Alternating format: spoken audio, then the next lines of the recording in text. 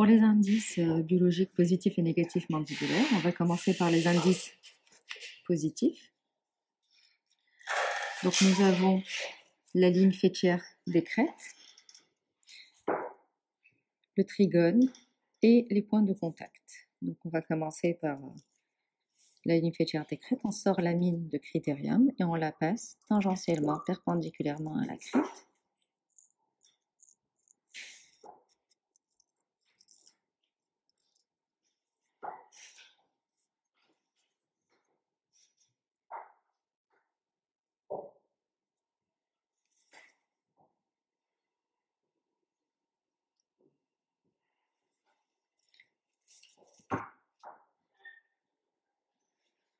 Ensuite, pour le trigone, nous allons tracer le versant vestibulaire et le versant lingual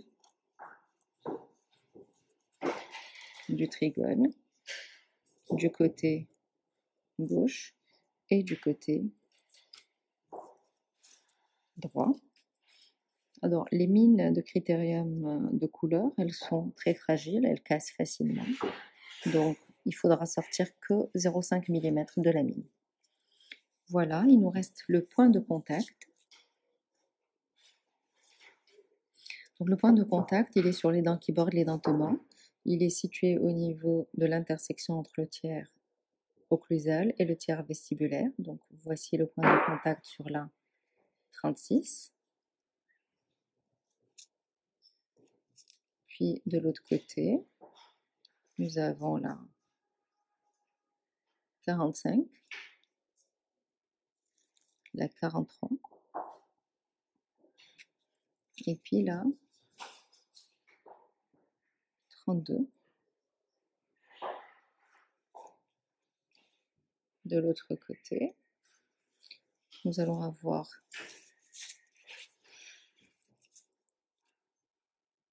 la 42,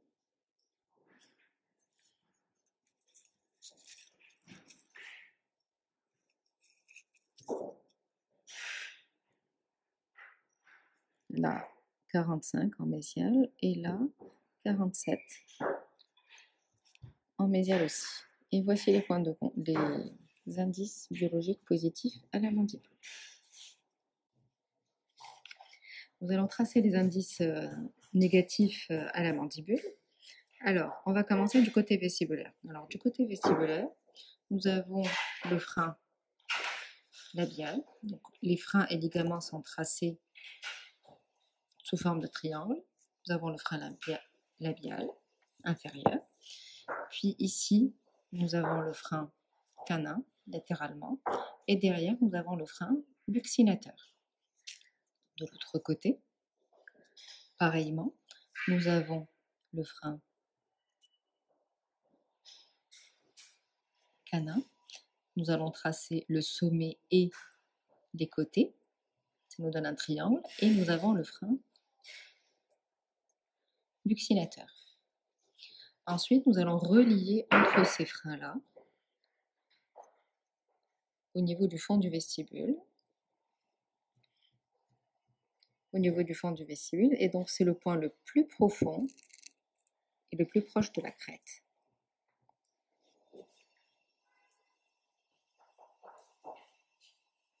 Antérieurement. Donc, c'est le point le plus profond et le plus proche de la crête, le plus interne. Alors là, au niveau antérieur, en regard des latérales, nous avons un changement de niveau du fond de vestibule, mais ce n'est pas un frein en soi. Donc là, de ce côté-là, pareil, changement de niveau. Je redescends, je fais le tour. Et je relie entre mes éléments. Pareil, je rappelle, c'est le point le plus profond et le plus proche de la crête. On peut le tracer comme ceci, comme on peut le tracer verticalement, en prenant appui sur la paroi alvéolaire, en laissant mon critérium tomber en bas et toucher le premier point qui va être le point le plus profond. Et ça nous donne le fond du vestibule ou la ligne de réflexion muqueuse que nous allons tracer également du côté gauche.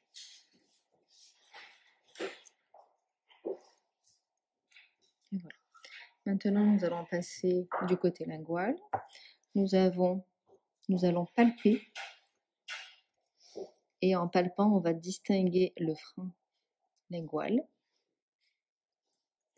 Et puis ici, le point le plus profond, latéralement à droite, devant et latéralement à gauche, représente le sillon alvéolo-lingual. Donc c'est le sillon qui sépare l'alvéole, les procès alvéolaires, de la langue.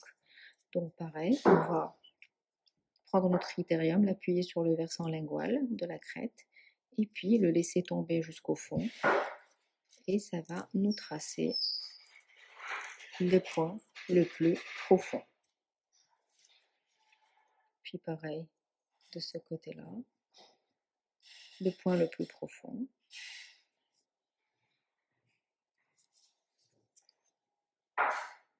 Et ça nous donne ceci. À cela, on rajoute le tracé de la ligne oblique interne qui est en regard des 6 et des 7, côté gauche, puis ligne oblique interne également côté gauche, en regard des 6 et des 7 sur le versant lingual de la crête. Il est entre le fond du sillon alvéolo-lingual et le collet des dents. Et voilà, donc là nous avons un dernier élément qui est à l'arrière le ligament ptérygomaxillaire qui est tracé sous forme triangulaire, mais à la mandibule, il est souvent très discret, voire non marqué du tout, contrairement au ligament ptérygomaxillaire, au maxillaire.